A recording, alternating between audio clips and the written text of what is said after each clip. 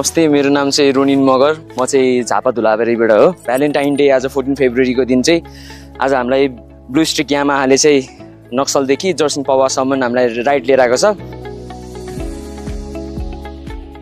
साँचो भन्नुपर्दाखेरि चाहिँ मलाई चाहिँ एकदमै रमाइलो लाग्यो, खुसी पनि लाग्यो। यामासँग अब भ्यालेन्टाइन डेको दिन यसरी हिँड्नु पाउँदा, राइडमा जानु पाउँदाखेरि। भ्यालेन्टाइनको दिनमा चाहिँ अब मेरो भ्यालेन्टाइन हुने चाहिँ मेरो यामा नै हो, मेरो एमटी नै हो है। र मैले बाइक किनेको चाहिँ 1.5 वर्ष जति भयो। अनि मैले यो 1.5 वर्ष जतिमा चाहिँ 40,000 भन्दा पनि माथि कुदाइसकेँ। मेरो अब झापा भएर यहाँ काठमाडौँदेखि झापासम्म जानको लागि चाहिँ म मेरै बाइक युज गर्छु। अरू के अरे अब ट्रान्सपोर्टेसनहरू युज गर्नु भन्दाखेरि, किनभने अब लङ राइड होस् या सर्ट राइड होस्, जेमा पनि अब ह्यान्डलिङहरू भयो, पिकअप भयो, तपाईँको अब लुक्समा पनि बेटर छ। त्यही भएर मलाई चाहिँ एकदम यामा चाहिँ एकदम राम्रो लाग्छ। And we love you Yamaha.